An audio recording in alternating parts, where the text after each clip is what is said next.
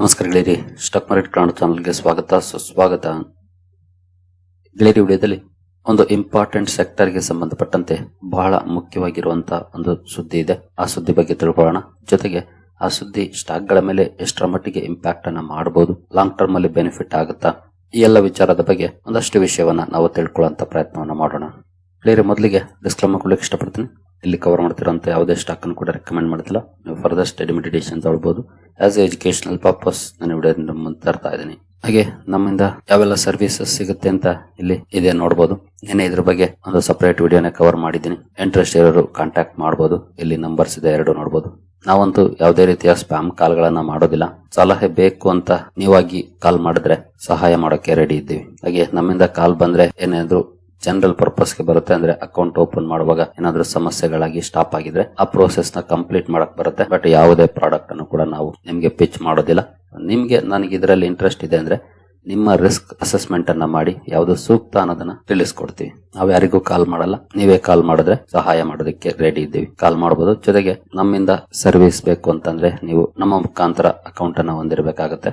Account opening link description ಅಲ್ಲಿ ಇರುತ್ತೆ. Account ಅನ್ನ ಓಪನ್ ಮಾಡಬಹುದು. ಹಾಗೆ ಅಕೌಂಟ್ ಓಪನ್ ಮಾಡುವಾಗ ಏನಾದ್ರೂ ಸಮಸ್ಯೆಗಳಾದ್ರೆ ಈ ನಂಬರ್ಗೆ ಕಾಲ್ ಮಾಡಿ ನಮ್ಮ ಟೀಮ್ ಇಂದ ನಿಮ್ಗೆ ಸಹಾಯ ಕೂಡ ಸಿಗುತ್ತೆ. ಏನು ಈ ವಿಡಿಯೋದ ಕಡೆ ಬರೋಣ. ಗೆಳೆಯರೆ, ರಿಪೋರ್ಟ್ ಮೂಲಕ ಒಂದು ಸುದ್ದಿ ಬಂದಿದೆ. ಅಂದ್ರೆ ಇದಿನ್ನು ಅಫಿಷಿಯಲ್ ಅನೌನ್ಸ್ಮೆಂಟ್ ಅಲ್ಲ. ಅಫಿಷಿಯಲ್ ಅನೌನ್ಸ್ಮೆಂಟ್ ಫೆಬ್ರವರಿ 1ನೇ ತಾರೀಕು ಬರುತ್ತೆ. ಫೆಬ್ರವರಿ 1ನೇ ತಾರೀಕು ಅಂತಂದ್ರೆ ಯಾವ ಸುದ್ದಿ ಅಂತ ನಿಮ್ಗೆ ಗೊತ್ತಾಗಿದೆ ಅನ್ಕೊಳ್ತೀನಿ. ಫೆಬ್ರವರಿ 1ನೇ ತಾರೀಕು ಬಜೆಟ್ ಇರುತ್ತೆ. ಬಜೆಟ್ ದಿನ ಇದ್ರ ಬಗ್ಗೆ ಅಫಿಷಿಯಲ್ ಅನೌನ್ಸ್ಮೆಂಟ್ ಬರುತ್ತೆ. ಈಗ ಬಂದಿರೋದು ರಿಪೋರ್ಟ್ ಮೂಲಕ ಸುದ್ದಿ. ಹಾಗಾದ್ರೆ ಯಾವ ಸೆಕ್ಟರ್ಗೆ ಸಂಬಂಧಪಟ್ಟಂತೆ ಏನು ಸುದ್ದಿ ನೋಡೋಣ ಬನ್ನಿ. ಗೆಳೆಯರೆ, ನೋಡಬಹುದು, Modi government plans biggest ever rail safety spend of ₹1.3 trillion report. ಭಾರತ ಸರ್ಕಾರ 1.3 ಟ್ರಿಲಿಯನ್ ಅಂದ್ರೆ 1.3 ಲಕ್ಷ ಕೋಟಿ ರೈಲ್ವೆ ಸೇಫ್ಟಿ ಸಿಸ್ಟಮ್ಗೆ ಖರ್ಚು ಮಾಡಕ್ಕೆ ಹೊರಟಿದೆ ಅಂತ ಹೇಳ್ತಾ ಇದೆ ಈ ರಿಪೋರ್ಟ್. ಇದು ಓವರ್ ಆಲ್ ರೈಲ್ವೆಗಲ್ಲ, ರೈಲ್ವೆ ಸೇಫ್ಟಿ ಸಿಸ್ಟಮ್ಗೆ. ಯಾಕಂದ್ರೆ ಇತ್ತೀಚೆಗೆ ಕೆಲವೊಂದು ಆಕ್ಸಿಡೆಂಟ್ ಗಳನ್ನ ನಾವು ನೋಡಿದೀವಿ. ಆ ಆಕ್ಸಿಡೆಂಟ್ ಗಳನ್ನ ತಡೆಯೋ ನಿಟ್ಟಿನಲ್ಲಿ ಕೆಲಸ ಮಾಡ್ಲಿಕ್ಕೆ ಬಿಗ್ಗೆಸ್ಟ್ ಎವರ್, ಹಿಂದೆ ಯಾವತ್ತು ಸೇಫ್ಟಿ ಸಿಸ್ಟಮ್ಗೆ ಅಂತ ಇಷ್ಟು ದೊಡ್ಡ ಮಟ್ಟದ ಖರ್ಚನ್ನ ಮಾಡಿಲ್ಲ. ಈ ವರ್ಷ FY27ಗೆ ಸುಮಾರು 1.3 ಲಕ್ಷ ಕೋಟಿ ಅದಕ್ಕಾಗಿ ಎತ್ತಿಡಬಹುದು ಅಂತ ಹೇಳ್ತಾ ಇದೆ. ಹಾಗೆ ನಾನು ರಿಪೀಟ್ ಮಾಡಿದೀನಿ, ರಿಪೋರ್ಟ್ ಮೂಲಕ ಬರ್ತಿರುವಂತಹ ಸುದ್ದಿ. ಕನ್ಫರ್ಮೇಶನ್ ನಮಗೆ ಫೆಬ್ರವರಿ 1ನೇ ತಾರೀಕು ಗೊತ್ತಾಗುತ್ತೆ. ನೋಡಬಹುದು, heightened scrutiny over train accidents has pushed rail safety to the center of the government spending plans. ಇತ್ತೀಚಿನ ಆಕ್ಸಿಡೆಂಟ್ಸ್ ಈ ಸೇಫ್ಟಿ ವಿಚಾರದಲ್ಲಿ ಸರ್ಕಾರ ಬಹಳ ಕೇರ್ಫುಲ್ ಆಗಿ ಜೊತೆಗೆ ಜಾಸ್ತಿ ಅಲೋಕೇಶನ್ ಮಾಡುವಂತ ಪರಿಸ್ಥಿತಿಗೆ ತರ್ತಾ ಇದೆ. with center weighing its largest ever allocation for the sector. ಹಿಂದೆ ಯಾವತ್ತು ಇಷ್ಟು ದೊಡ್ಡ ಮಟ್ಟದ ಅಲೋಕೇಶನ್ ಅನ್ನ ಮಾಡಿಲ್ಲ. The proposed outlay for safety related works could cross 1.3 trillion in FY27. People familiar with the matter told Mint. Mint ಗೆ ಈ ಬಗ್ಗೆ ಮಾಹಿತಿ ಇರುವಂತ ವ್ಯಕ್ತಿಗಳು ತಿಳಿಸಿದ್ದಾರೆ. ಯೂಶುವಲಿ ಈ ತರದ ಸುದ್ದಿಗಳು ಬಂದಾಗ ಅವರು ತಮ್ಮ ಹೆಸರುಗಳನ್ನ ಹೇಳೋದಿಲ್ಲ. ಹೆಸರು ಹೇಳಲು ಇಚ್ಛಿಸದ ವ್ಯಕ್ತಿಗಳಿಂದ ಬರುವಂತದ್ದು. ಇನ್ ಕೇಸ್ ಅವರು ಹೇಳಿದ್ರು ಕೂಡ ಮೀಡಿಯಾ ಹೌಸಸ್ ಅದನ್ನ ಅವಾಯ್ಡ್ ಮಾಡ್ತವೆ ಪಬ್ಲಿಷ್ ಮಾಡೋದನ್ನ. ಹಾಗೆ ನೋಡಬಹುದು, the allocation about 12% higher than the current year's budget is expected to be channeled into upkeep of rolling stock and core infrastructure such as track renewals along with scaling up Kavach, India's indigenous automatic train protection system, one of the people said, and the condition of anonymity. ನೋಡಬಹುದು, ನಮ್ಮ ಹೆಸರನ್ನ ಎಲ್ಲೂ publish ಮಾಡಬೇಡಿ ಅಂತಾನೆ ಹೇಳಿದ್ದಾರೆ. ಹಿಂದಿನ ವರ್ಷಕ್ಕೆ ಹೋಲಿಸಿದ್ರೆ 12% ಹೈಯರ್ ಬಜೆಟ್ ಅಲೋಕೇಟ್ ಮಾಡಬಹುದು ಅಂತ ಹೇಳ್ತಾ ಇದೆ. ರೋಲಿಂಗ್ ಸ್ಟಾಕ್ ಆಗ್ಬೋದು ಅಥವಾ ಕೋರ್ ಇನ್ಫ್ರಾಸ್ಟ್ರಕ್ಚರ್, ಟ್ರಾಕ್ ರಿನ್ಯೂವಲ್, ಹಾಗೆ ಹೊಸದಾಗಿ ಟ್ರಾಕ್ ಹಾಕೋದಾಗ್ಬೋದು, ಇನ್ನು ಕವಚ್ ಸೆಟ್ಟಿಂಗ್ ಅಪ್ ಅನ್ನ ಮಾಡಬಹುದು. ಜೊತೆಗೆ ಈ ಕವಚ್ ಸಿಸ್ಟಮ್ ಏನಿದೆ, ರೈಲ್ವೆ ಸೇಫ್ಟಿ ಸಿಸ್ಟಮ್, ಇದನ್ನ ಭಾರತ ಸ್ವತಃ ತಯಾರು ಮಾಡ್ಕೊಂಡಿರುವಂತದ್ದು. ಇದು ಎಲ್ಲಿಂದನೋ ಇಂಪೋರ್ಟ್ ಮಾಡ್ಕೊಂಡಿರುವಂತದ್ದಲ್ಲ, ನಮ್ಮದೇ ಭಾರತೀಯ ಕಂಪನಿಗಳು ಇದನ್ನ ರೆಡಿ ಮಾಡಿದ್ದಾವೆ. ಹಾಗಾಗಿ ಇಂಡಿಜಿನಿಯಸ್. 12% ಹೈಯರ್ ಅಂತಂದ್ರೆ ಕಳೆದ ವರ್ಷ ಎಷ್ಟಿತ್ತು ರೈಲ್ವೆ ಬಜೆಟ್ ನೋಡಬಹುದು, 2.65 ಲಕ್ಷ ಕೋಟಿ ಇತ್ತು. 2025-26 ಬಜೆಟ್ ಅಲ್ಲಿ 2.65 ಲಕ್ಷ ಕೋಟಿಯನ್ನ ಸರ್ಕಾರ ರೈಲ್ವೇಸ್ಗೆ ಕೊಟ್ಟಿತ್ತು. ಈಗ 12% ಅಂದ್ರೆ ಹತ್ತತ್ರ 3 ಲಕ್ಷ ಕೋಟಿಗೆ ಹೋಗುವಂತ ಚಾನ್ಸಸ್ ಇರುತ್ತೆ. ಹಾಗೆ ಇದರಿಂದ ಏನಾಗುತ್ತೆ ನೋಡಬಹುದು, the planned increase would mark a sharp recalibration of capital spending with safety works likely to account for nearly half of total railway capex in FY27. Total railway budget ಏನಿರುತ್ತೆ ಅದರಲ್ಲಿ ಅರ್ಧದಷ್ಟು ಸುಮಾರು ರೈಲ್ವೆ ಸೇಫ್ಟಿ ವರ್ಕ್ಸ್ ಗೆ ಹೋಗಬಹುದು ಅಂತ ಹೇಳಲಾಗ್ತಿದೆ. ಹಾಗೆ ನೋಡಬಹುದು, overall capital expenditure is projected to rise to around 2.76 trillion from 2.52 trillion this year. 2.5 lakh ಕೋಟಿಯಿಂದ 2.76 ಲಕ್ಷ ಕೋಟಿಗೆ ಅಪ್ ಆಗ್ಬೋದು ಅಂತ ಹೇಳಲಾಗ್ತಿದೆ. ಎಕ್ಸ್ಪೆಕ್ಟೇಷನ್ ಇದು. ಜೊತೆಗೆ FY25 ಅಲ್ಲಿ ನೋಡಬಹುದು 31 ಆಕ್ಸಿಡೆಂಟ್ಸ್ ಆಗಿದೆ. ಹಾಗೆ ಇಲ್ಲಿವರೆಗೂ ಈ ವರ್ಷದಲ್ಲಿ ಅಪ್ ಟು ನವೆಂಬರ್ ವರೆಗೂ 10 ಆಕ್ಸಿಡೆಂಟ್ಸ್ ಆಗಿದೆ. ಇನ್ನು ಈ ಸೇಫ್ಟಿ ಸ್ಪೆಂಡಿಂಗ್ ಏನಿದೆ largely go towards maintenance of tracks, locomotives, coaches, signaling upgrades, replacing mechanical signaling with electronic interlocking, unmanned level crossings, full track circuiting, high strength rails, GPS based fog safety devices and faster Kavach deployment. ಈ ಎಲ್ಲ works ಗೆ ಈ ಹಣವನ್ನು major ಆಗಿ ಬಳಸ್ಕೊಳ್ಳಾಗುತ್ತೆ. ಹಾಗಾದ್ರೆ ಈ safety systems ಅಲ್ಲಿ ಯಾವೆಲ್ಲ ಕಂಪನೀಸ್ ಕೆಲಸ ಮಾಡ್ತವೆ ಅದನ್ನ ತಿಳ್ಕೊಳ್ಳೋದು ಬಹಳ ಇಂಪಾರ್ಟೆಂಟ್. ರೈಲ್ವೇಸ್ ಅಂತಂದ್ರೆ ಸುಮಾರು ಕಂಪನೀಸ್ ಇದಾವೆ, ಬಟ್ ಸೇಫ್ಟಿ ಸಿಸ್ಟಮ್ಸ್ ಅಲ್ಲೇ ಸ್ಪೆಸಿಫಿಕ್ ಆಗಿ ಕೆಲಸ ಮಾಡುವಂತ ಕಂಪನೀಸ್ ಇದಾವೆ. ನೀವು ಇಲ್ಲಿ ನೋಡಬಹುದು ಕೆರ್ನೆಕ್ಸ್ ಮೈಕ್ರೋ ಸಿಸ್ಟಮ್ಸ್. ಖಂಡಿತ ಇದನ್ನ ನೋಡಿ ಯಾರು ಸ್ಟಾಕ್ ಗಳನ್ನ ತಗೊಂಡ್ ಬಿಡಕ್ ಹೋಗ್ಬೇಡಿ. ಕಂಪನಿಗಳನ್ನ ನೀವು ಸ್ಟಡಿ ಮಾಡಿದ ಮೇಲೆ ನಿಮ್ಗೆ ಏನ್ ಅನ್ಸುತ್ತೆ ಅದ್ರ ಮೇಲೆ ಡಿಸೈಡ್ ಮಾಡಿ. ಯಾವ್ದೇ ಕಾರಣಕ್ಕೂ ಬ್ಲೈಂಡ್ಲಿ ತಗೊಳಕ್ ಹೋಗ್ಬೇಡಿ. ಸುದ್ದಿಗಳನ್ನ ನೋಡಿ. ಯಾಕೆಂತಂದ್ರೆ ಈಗಾಗಲೇ ರೈಲ್ವೆ ಸ್ಟಾಕ್ಸ್ ಯಾವ ರೀತಿ ಪರ್ಫಾರ್ಮ್ ಮಾಡಿದಾವೆ ಅಂತ ನಿಮ್ಗೆ ಗೊತ್ತಿದೆ. ತುಂಬಾ ಒಳ್ಳೆ ರ್ಯಾಲಿ ಬಂದು ತುಂಬಾ ಒಳ್ಳೆ ಕರೆಕ್ಷನ್ ಕೂಡ ಇದೆ. ಈಗಲೂ ಕೂಡ 20-30% ಡೌನ್ ಅಲ್ಲೇ ಇದಾವೆ ಹೈ ಇಂದ. ಹಾಗಾಗಿ ಆ ರಿಸ್ಕ್ ಇದ್ದೇ ಇರುತ್ತೆ.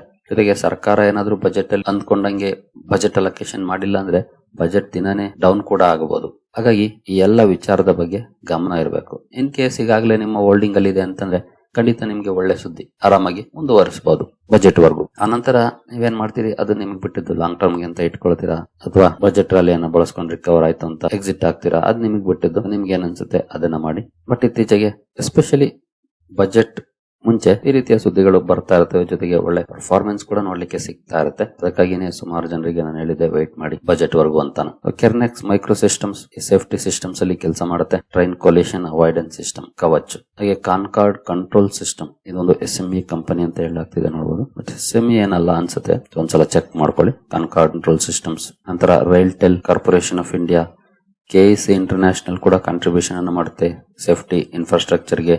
ನಂತರ ರಾಮಕೃಷ್ಣ ಫೋರ್ಜಿಂಗ್ಸ್ ಇದೆ. ಇನ್ನು HBL ಎಂಜಿನಿಯರಿಂಗ್ ಇದೆ. ಆ ಕಂಪನಿ ಕೂಡ ಈ ರೈಲ್ವೆ ಸೇಫ್ಟಿ ಸಿಸ್ಟಮ್ಸ್ ಅಲ್ಲಿ ಕಾಂಟ್ರಿಬ್ಯೂಷನ್ ಮಾಡುತ್ತೆ ಕವಚ್ ಅಲ್ಲಿ. ಇಲ್ಲಿ ಮೆನ್ಷನ್ ಆಗಿಲ್ಲ HBL ಎಂಜಿನಿಯರಿಂಗ್, ಬಟ್ ಆ ಕಂಪನಿ ಕೂಡ ಇದರಲ್ಲಿ ಕಾಂಟ್ರಿಬ್ಯೂಷನ್ ಮಾಡುತ್ತೆ. ಇನ್ನು ಬೇರೆ ಸ್ಟಾಕ್ ಗಳ ಕಡೆ ಬಂದ್ರೆ ತೀರ್ಥಾಗರ್ ರೈಲ್ ಆಗ್ಬೋದು, RVNL ಆಗ್ಬೋದು, ಇರ್ಕಾನ್ ಇಂಟರ್ನ್ಯಾಷನಲ್ ಆಗ್ಬೋದು, ಇನ್ನು ಸಾಕಷ್ಟು ಕಂಪನಿಗಳಿದಾವೆ ರೈಲ್ವೆನಲ್ಲಿ ನೋಡಬಹುದು. IRCTC ಅಂತೂ ಇನ್ಫ್ರಾಸ್ಟ್ರಕ್ಚರ್ ರೆಡಿ ಆದ್ಮೇಲೆ ಆ ರೆಡಿ ಆದ ಇನ್ಫ್ರಾದ ಮೇಲೆ ರೈಲನ್ನು ಓಡಿಸಿ ದುಡ್ಡು ಮಾಡುವಂತದ್ದು. ಇನ್ಫ್ರಾಸ್ಟ್ರಕ್ಚರ್ ಕೆಲಸ ನಡೆಯುವಾಗ ಇದಕ್ಕೇನು ಕೆಲಸ ಇರೋದಿಲ್ಲ. ಒನ್ಸ್ ಇನ್ಫ್ರಾ ರೆಡಿ ಆಯ್ತು ಅಂದ್ರೆ ಆಮೇಲೆ ಅದರ ಕೆಲಸ ಸ್ಟಾರ್ಟ್ ಆಗುತ್ತೆ. ಇನ್ನು IRFC ಇನ್ಫ್ರಾಸ್ಟ್ರಕ್ಚರ್ ಗೆ ಫೈನಾನ್ಸಿಂಗ್ ಅನ್ನ ಮಾಡುತ್ತೆ. RVNL ಟ್ರ್ಯಾಕ್ ನ ಬಿಲ್ಡ್ ಮಾಡೋದಾಗ್ಬೋದು, ಬ್ರಿಡ್ಜಸ್ ನ ಬಿಲ್ಡ್ ಮಾಡೋದಾಗ್ಬೋದು, ಎಲೆಕ್ಟ್ರಿಫೈ ಮಾಡೋದಾಗ್ಬೋದು, ಇವೆಲ್ಲ ಕೆಲಸವನ್ನ ಮಾಡುತ್ತೆ. ಇರ್ಕಾನ್ ಇಂಟರ್ನ್ಯಾಷನಲ್ ಕೂಡ ರೈಲ್ವೆ ಕನ್ಸ್ಟ್ರಕ್ಷನ್ ವರ್ಕ್ಸ್ ಅಲ್ಲಿ ಅಂಡ್ ಇಂಜಿನಿಯರಿಂಗ್ ವರ್ಕ್ಸ್ ಅಲ್ಲಿ ಕೆಲಸ ಮಾಡುತ್ತೆ. Container Corporation of India logistics and container transport services ಅನ್ನು ಪ್ರೊವೈಡ್ ಮಾಡುತ್ತೆ ರೈಲ್ವೇಸ್ ಕೂಡ. ತೀರ್ಥಾಗರ್ ರೈಲ್ ಸಿಸ್ಟಮ್ ವ್ಯಾಗನ್ಸ್ ಅನ್ನ ಮ್ಯಾನುಫ್ಯಾಕ್ಚರ್ ಮಾಡುತ್ತೆ. ಮೆಟ್ರೋ ಕೋಚಸ್ ಅನ್ನು ಮ್ಯಾನುಫ್ಯಾಕ್ಚರ್ ಮಾಡುತ್ತೆ. BML heavy earth moving equipment including railway components ಅನ್ನ ಮ್ಯಾನುಫ್ಯಾಕ್ಚರ್ ಮಾಡುತ್ತೆ. ಹಾಗೆ ಈ ಕಂಪನಿ ಕೂಡ ಒಂದಷ್ಟು ಕಾಂಟ್ರಿಬ್ಯೂಷನ್ ಅನ್ನು ಮಾಡುತ್ತೆ ಸೇಫ್ಟಿ ಸಿಸ್ಟಮ್ ಗೆ. RITES consultancy and engineering services ಅನ್ನ ಪ್ರೊವೈಡ್ ಮಾಡುತ್ತೆ. ಜುಪಿಟರ್ ವ್ಯಾಗನ್ಸ್ ನ ಈಗಾಗಲೇ ನೋಡಿದ್ವಿ. Texmaco Rail and Engineering railway wagons and coaches ಅನ್ನ ಮ್ಯಾನುಫ್ಯಾಕ್ಚರ್ ಮಾಡುತ್ತೆ. ಈ ಎಲ್ಲ ಕಂಪನೀಸ್ ರೈಲ್ವೇಸ್ ಅಲ್ಲಿ ಕೆಲಸ ಮಾಡ್ತವೆ. ಇನ್ನು ಕೆಲವು ಕಂಪನೀಸ್ ಇದ್ದಾವೆ, ಅವುಗಳನ್ನು ಕೂಡ ಸ್ಟಡಿ ಮಾಡಬಹುದು. ಬಟ್ ಮೇಜರ್ ಆಗಿ ಈ ಸಲ ಸರ್ಕಾರ ಫೋಕಸ್ ಮಾಡ್ತಾ ಇರೋದು ಸೇಫ್ಟಿ ಸಿಸ್ಟಮ್ ಗೆ ಸಂಬಂಧಪಟ್ಟಂತೆ. ಸೇಫ್ಟಿ ಸಿಸ್ಟಮ್ಸ್ ಅಲ್ಲಿ ಒಂದು 5-6 ಕಂಪನೀಸ್ ವರ್ಕ್ ಮಾಡ್ತವೆ. ಕೆರ್ನೆಕ್ಸ್ ಆಗ್ಬೋದು, ಇವನ್ BHEL ಕೂಡ ಒಂದಷ್ಟು ಕಾಂಟ್ರಿಬ್ಯೂಷನ್ ಮಾಡುತ್ತೆ. HBL ಎಂಜಿನಿಯರಿಂಗ್ ಆಗ್ಬೋದು, KEC ಇಂಟರ್ನ್ಯಾಷನಲ್, ರಾಮಕೃಷ್ಣ ಫೋರ್ಜಿಂಗ್ಸ್, ಈ ಎಲ್ಲ ಕಂಪನೀಸ್ ಅನ್ನು ಕೂಡ ನೀವು ಸ್ಟಡಿ ಮಾಡಬಹುದು. ಯಾವುದೇ ಕಾರಣಕ್ಕೂ ಬ್ಲೈಂಡ್ಲಿ ತಗೊಳಕ್ ಹೋಗ್ಬೇಡಿ. ಕಂಪನಿಗಳನ್ನ ಸ್ಟಡಿ ಮಾಡಿ ಆನಂತರ ನಿಮ್ಗೆ ಏನ್ ಅನ್ಸುತ್ತೆ ಅದರ ಮೇಲೆ ಡಿಸಿಷನ್ ತಗೊಳ್ಳಿ. ಈಗಾಗಲೇ ಒಂದಷ್ಟು ಪಾಸಿಟಿವ್ ಪರ್ಫಾರ್ಮೆನ್ಸ್ ಗಳು ಕೂಡ ಸ್ಟಾಕ್ ಗಳಲ್ಲಿ ನೋಡ್ಲಿಕ್ಕೆ ಸಿಗ್ತಾ ಇದೆ. ಮೊನ್ನೆ ತಾನೇ ಒಂದಷ್ಟು ರ್ಯಾಲಿ ಕೂಡ ಬಂತು, ನೋಡಬಹುದು ನೀವು ಇಲ್ಲಿ ಯಾವ ರೀತಿ ಪರ್ಫಾರ್ಮೆನ್ಸ್ ಬಂತು ಅಂತ. ಜುಪಿಟರ್ ವ್ಯಾಗನ್ಸ್ ಅಲ್ಲಿ 8% ಮಂಗಳವಾರ, RailTel 5%, RITES 4%, IRFC nearly 4%, Oriental Rail 3.74%, RVNL 2.8%, Titagarh Rail 2%, BML 2%, Airflow Rail Tech 2%, BCPL railway nearly 2%, Texmaco 1.5%, K&R rail 0.3%, Transrail Lighting 0.1%. ಹೀಗೆ ಪರ್ಫಾರ್ಮೆನ್ಸ್ ಬಂದಿದೆ. IRCTC ಹಾಗೂ ಕ್ರೆಸೆಂಡಾ ರೈಲ್ವೆ ಕೂಡ ಇದೆ. ಬೇಕಿದ್ರೆ ಈ ಇಮೇಜ್ ಅನ್ನ ಸ್ಕ್ರೀನ್ ಶಾಟ್ ತಗೊಳ್ಬಹುದು. ಇಲ್ಲಿ ಸೇಫ್ಟಿ ಸಿಸ್ಟಮ್ ಗೆ ಸಂಬಂಧಪಟ್ಟಂತ ಸ್ಟಾಕ್ ಗಳಿಲ್ಲ. HBL ಎಂಜಿನಿಯರಿಂಗ್ ಆಗ್ಬೋದು, ಕೆರ್ನೆಕ್ಸ್ ಮೈಕ್ರೋ ಆಗ್ಬೋದು, ಅವೆಲ್ಲ. ಬಟ್ ಅವು ಕೂಡ ರೈಲ್ವೆ ಸೆಕ್ಟರ್ ಗೆ ಕಾಂಟ್ರಿಬ್ಯೂಷನ್ ಅನ್ನ ಮಾಡುತ್ತೆ. ಇನ್ ಕೇಸ್ ಫೆಬ್ರವರಿ 1ನೇ ತಾರೀಕು ಬಜೆಟ್ ಅಲ್ಲಿ ಎಕ್ಸ್ಪೆಕ್ಟೇಷನ್ ಗೆ ತಕ್ಕಂತ ಸುದ್ದಿ ಬಂದ್ರೆ ಖಂಡಿತ ಒಂದಷ್ಟು ಒಳ್ಳೆ ಪರ್ಫಾರ್ಮೆನ್ಸ್ ಅನ್ನ ಎಕ್ಸ್ಪೆಕ್ಟ್ ಮಾಡಬಹುದು. ಹಾಗೆ ಈಗಾಗಲೇ ನೋಡಿದ್ರಿ ಒಳ್ಳೆ ಕರೆಕ್ಷನ್ ಅನ್ನ ರೈಲ್ವೆ ಸೆಕ್ಟರ್ ಅಲ್ಲಿ. ಹಾಗಾಗಿ ಬಹಳ ಕೇರ್ಫುಲ್ ಆಗಿ ಡಿಸಿಷನ್ ತಗೊಳ್ಳಿ. ಹಾಗೆ ರಿಸ್ಕ್ ಅಸೆಸ್ ಮಾಡಿ. ಸುಮ್ನೆ ತುಂಬಾ ಜನ ಏನ್ ಮಾಡ್ತಾರೆ ಅಂತಂದ್ರೆ ರೈಲ್ವೆ ಸ್ಟಾಕ್ ಗಳು ಓಡ್ತಾ ಇದೆ ಅಂತಂದ್ರೆ ಅಲ್ಲೇ ಹೆಚ್ಚಿಗೆ ದುಡ್ಡು ಹೂಡಿಕೆ ಮಾಡುವಂತದ್ದು. ಅಂತಹ ತಪ್ಪುಗಳನ್ನ ಮಾಡಬೇಡಿ. ಸ್ಟ್ರಾಟಜಿಕ್ ಅಲೋಕೇಶನ್ ಬಹಳ ಮುಖ್ಯ. ಯಾಕೆಂತಂದ್ರೆ ನಾವು ಹೆಚ್ಚಿಗೆ ಇನ್ವೆಸ್ಟ್ ಮಾಡಿದಾಗ ಖಂಡಿತ ಒಳ್ಳೆ ಪರ್ಫಾರ್ಮೆನ್ಸ್ ಮಾಡಿದ್ರೆ ಹೆಚ್ಚು ಲಾಭ ಬರುತ್ತೆ. ಇನ್ ಕೇಸ್ ಒಳ್ಳೆ ಪರ್ಫಾರ್ಮೆನ್ಸ್ ಮಾಡಿಲ್ಲ ಅಂದ್ರೆ ನಾವ್ಯಾವತ್ತು ವರ್ಸ್ಟ್ ಕೇಸಲ್ಲೇ ಥಿಂಕ್ ಮಾಡ್ಬೇಕಲ್ಲ. ಈಗ ಲಾಸ್ಟ್ 1 year ಇಂದ ನೋಡಿದ್ದೀರಿ ರೈಲ್ವೆ ಅಥವಾ ಡಿಫೆನ್ಸ್ ನ ಮೇಲೆ ಹೆಚ್ಚು ಹೂಡಿಕೆ ಮಾಡಿದ್ದವರ ಪೋರ್ಟ್ಫೋಲಿಯೋಗಳು ಯಾವ ರೀತಿ ಪರ್ಫಾರ್ಮೆನ್ಸ್ ಅನ್ನ ಮಾಡಿದ್ದಾವೆ ಅಂತ. ಹಾಗಾಗಿ ಈ ತರದ ಎಕ್ಸ್ಪೀರಿಯನ್ಸ್ ನಮ್ಮ ಮುಂದೆ ಇರುವಾಗ ಬಹಳ ಕೇರ್ಫುಲ್ ಆಗಿ ನಾವು ಡಿಸೈಡ್ ಮಾಡಬೇಕಾಗುತ್ತೆ. ಸ್ಟ್ರಾಟಜಿಕ್ ಅಲೋಕೇಶನ್ ಬಹಳ ಮುಖ್ಯ. ನಾನು ಈ ಹಿಂದೆ ಕೂಡ ಹೇಳಿದ್ದೀನಿ. ಒಂದು ರೂಲ್ಸ್ ಅನ್ನ ನಾವು ಹಾಕೊಳ್ಬೇಕು. ನಮ್ಮ ಕ್ಯಾಪಿಟಲ್ ಎಷ್ಟಿದೆ ಅದರಲ್ಲಿ ಇಷ್ಟು % ಮಾತ್ರ ಒಂದು ಸೆಕ್ಟರ್ಗೆ ಹೂಡಿಕೆ ಮಾಡೋದು ಅಂತ ಫಿಕ್ಸ್ಡ್ ರೂಲ್ ಮಾಡ್ಕೊಳ್ಬೇಕು. ಫಾರ್ ಎಕ್ಸಾಂಪಲ್, ನಾನು 10 ಲಕ್ಷ ಇನ್ವೆಸ್ಟ್ ಮಾಡಿದೀನಿ. ನಾನು ಒಂದು ಸೆಕ್ಟರ್ಗೆ 10% ಅಲೋಕೇಶನ್ ಅಷ್ಟೇ ಮಾಡೋದು ಅಂತಂದ್ರೆ 1 ಲಕ್ಷ ಒಂದು ಸೆಕ್ಟರ್ಗೆ, ಅದು ರೈಲ್ವೆ ಆಗಿರ್ಲಿ ಡಿಫೆನ್ಸ್ ಆಗಿರ್ಲಿ, ಒಂದು ಸೆಕ್ಟರ್ಗೆ 1 ಲಕ್ಷ 10% ಅಂತ ನಾವು ಟಾರ್ಗೆಟ್ ಹಾಕೊಂಡ್ರೆ, ಇಲ್ಲ ನಾನು 20 ಲಕ್ಷ ಇನ್ವೆಸ್ಟ್ ಮಾಡಿದೀನಿ ಅಂದಾಗ 2 ಲಕ್ಷ 10% ಅನ್ಕೊಂಡ್ರೆ. ಈ ರೀತಿಯಾಗಿ ಸ್ಟ್ರಾಟಜಿಕ್ ಅಲೋಕೇಶನ್ ಬಹಳ ಮುಖ್ಯ. ಯಾಕೆಂತಂದ್ರೆ ಎಲ್ಲಾ ಸೆಕ್ಟರ್ಸ್ ಎಲ್ಲಾ ಸಂದರ್ಭದಲ್ಲಿ ಒಂದೇ ತರ ಪರ್ಫಾರ್ಮ್ ಮಾಡೋದಿಲ್ಲ. ಫಾರ್ ಎಕ್ಸಾಂಪಲ್, ಇತ್ತೀಚಿನ ದಿನಗಳಲ್ಲಿ ಮೆಟಲ್ ತುಂಬಾ ಚೆನ್ನಾಗಿ ಪರ್ಫಾರ್ಮ್ ಮಾಡ್ತು, ರಿಯಲ್ ಎಸ್ಟೇಟ್ ತುಂಬಾ ಚೆನ್ನಾಗಿ ಪರ್ಫಾರ್ಮ್ ಮಾಡ್ತು, PSU ಬ್ಯಾಂಕ್ಗಳು ಕೂಡ ಡಿಸೆಂಟ್ ಪರ್ಫಾರ್ಮೆನ್ಸ್ ಅನ್ನ ಮಾಡಿದೆ. ಬಟ್ ರೈಲ್ವೇಸ್ ಅಂಡರ್ ಪರ್ಫಾರ್ಮೆನ್ಸ್ ಮಾಡಿದೆ, ಡಿಫೆನ್ಸ್ ಅಂಡರ್ ಪರ್ಫಾರ್ಮೆನ್ಸ್ ಮಾಡಿದೆ, FMCG ಕೂಡ ಅಂಡರ್ ಪರ್ಫಾರ್ಮೆನ್ಸ್ ಮಾಡಿದೆ, ಇವನ್ IT ಕೂಡ ಒಂದು ಹಂತಕ್ಕೆ ಅಂಡರ್ ಪರ್ಫಾರ್ಮೆನ್ಸ್ ಮಾಡಿದೆ. ಇವಾಗ ಒಂದಷ್ಟು ರಿಕವರಿ ಬರ್ತಾ ಇದೆ, ಬಟ್ ತುಂಬಾ ದಿನದಿಂದ ಅಂಡರ್ ಪರ್ಫಾರ್ಮೆನ್ಸ್ ಅನ್ನ ಮಾಡ್ತು. ಹೀಗೆ ಎಲ್ಲಾ ಸೆಕ್ಟರ್ಸ್ ನಮ್ಮ ಹತ್ರ ಮೇಕ್ಸ್ ಇದ್ದಾಗ ಏನಾಗುತ್ತೆ, ಯಾವುದೋ ಒಂದು ಸೆಕ್ಟರ್ ಒಳ್ಳೆ ಪರ್ಫಾರ್ಮೆನ್ಸ್ ಮಾಡುತ್ತೆ, ನಮ್ಮ ಪೋರ್ಟ್ಫೋಲಿಯೋ ಓವರ್ ಡೌನ್ ಆಗೋ ಚಾನ್ಸಸ್ ಕಡಿಮೆ ಇರುತ್ತೆ. ಬಟ್ ಯಾವುದೋ ಒಂದು ಸ್ಪೆಸಿಫಿಕ್ ಸೆಕ್ಟರ್ ಅಲ್ಲಿ ಜಾಸ್ತಿ ವೈಟೇಜ್ ಇತ್ತು ಅಂದಾಗ ಏನಾಗುತ್ತೆ, ಆ ಸೆಕ್ಟರ್ ಅಂಡರ್ ಪರ್ಫಾರ್ಮೆನ್ಸ್ ಮಾಡಿದ್ರೆ ಪೋರ್ಟ್ಫೋಲಿಯೋ ನೆಗೆಟಿವ್ ಆಗ್ಬಿಡುತ್ತೆ. ಈಗಾಗಲೇ ನೆಗೆಟಿವ್ ಆಗಿದಾವೆ. ಹಾಗಾಗಿ ಆ ತಪ್ಪುಗಳನ್ನ ಮಾಡಬೇಡಿ. ನೀವು ಮಾಡ್ತೀರಾ, ಒಂದು 10% ಅಲೋಕೇಟ್ ಮಾಡಿ ಒಂದು ಸೆಕ್ಟರ್ಗೆ ಅಷ್ಟೇ. ಅದಕ್ಕಿಂತ ಜಾಸ್ತಿ ಮಾಡೋದು ತುಂಬಾ ರಿಸ್ಕಿ ಆಗುತ್ತೆ. ಹಂಗ ನೀವು ದೊಡ್ಡ ಮಟ್ಟದ ಅಲೋಕೇಶನ್ ಮಾಡ್ಬೇಕಂದ್ರೆ ನಿಮಗೆ ಆ ಸೆಕ್ಟರ್ ಅಲ್ಲಿ ಅತಿ ಹೆಚ್ಚು ನಂಬಿಕೆ ಇರಬೇಕಾಗುತ್ತೆ. ಅತಿ ಹೆಚ್ಚು ನಂಬಿಕೆ ಯಾವಾಗಿರುತ್ತೆ, ಯಾವಾಗ ನಾವು ಆ ಸೆಕ್ಟರ್ ನ ಸ್ಟಡಿ ಮಾಡ್ತೀವೋ ಆಗ. ಬಟ್ ಈಗ ಸರ್ಕಾರದ ಪಾಲಿಸಿ ಮೇಲೆ ಡಿಪೆಂಡ್ ಆಗಿರೋದ್ರಿಂದ ಈ ಸೆಕ್ಟರ್ಸ್ ನಾವು ಬ್ಲೈಂಡ್ಲಿ ನಂಬಕ್ ಆಗೋದಿಲ್ಲ. ಸರ್ಕಾರ ಏನ್ ಬೇಕಾದ್ರೂ ಡಿಸಿಷನ್ ತಗೊಳ್ಬಹುದು. ಹಾಗಾಗಿ ಸ್ಟ್ರಾಟಜಿಕ್ ಅಲೋಕೇಶನ್ ಬಹಳ ಮುಖ್ಯ. ಓವರ್ ವೈಟೇಜ್ ಕೊಟ್ರೆ ಖಂಡಿತ ತೊಂದರೆ ಆಗ್ಬೋದು. ನಿಮ್ಮ ರಿಸ್ಕ್ ಅಸೆಸ್ಮೆಂಟ್ ಅನ್ನ ಮಾಡಿ ಸ್ಟ್ರಾಟಜಿಕಲಿ ಎಷ್ಟು ಅಲೋಕೇಟ್ ಮಾಡಬಹುದು ಅಂತ ತಿಳ್ಕೊಂಡು ಹೂಡಿಕೆಯನ್ನ ಮಾಡಬಹುದು. ಇನ್ ಕೇಸ್ ಏನಾದ್ರೂ ಡೌಟ್ಸ್ ಇದ್ರೆ ಸಲಹೆ ಸೂಚನೆಗಳಿಗೆ ನಮ್ಮ ಟೀಮ್ ಅನ್ನ ಸಂಪರ್ಕ ಮಾಡಬಹುದು. ಬಟ್ ಈಗಾಗಲೇ ನಾನು ಕಂಡೀಷನ್ ಹೇಳಿದ್ದೀನಿ, ಅಕೌಂಟ್ ಇರಬೇಕಾಗುತ್ತೆ, ಇದ್ದಾಗ ಮಾತ್ರ ಸಿಗೋದು service. Account opening link description ಅಲ್ಲಿ ಇರುತ್ತೆ, ಅಕೌಂಟ್ ಅನ್ನ ಓಪನ್ ಮಾಡಬಹುದು. ಸರಿ ಗೆಳೆಯರಿ, ಈ ವಿಡಿಯೋ ನಿಮಗೆ ಇಷ್ಟ ಆಗಿದೆ ಅನ್ಕೊಳ್ತೀನಿ. ಮುಂದಿನ ವಿಡಿಯೋದಲ್ಲಿ ಸಿಗೋಣ. ಅಲ್ಲಿವರೆಗೂ ಜೈ ಹಿಂದ್, ಜೈ ಕರ್ನಾಟಕ.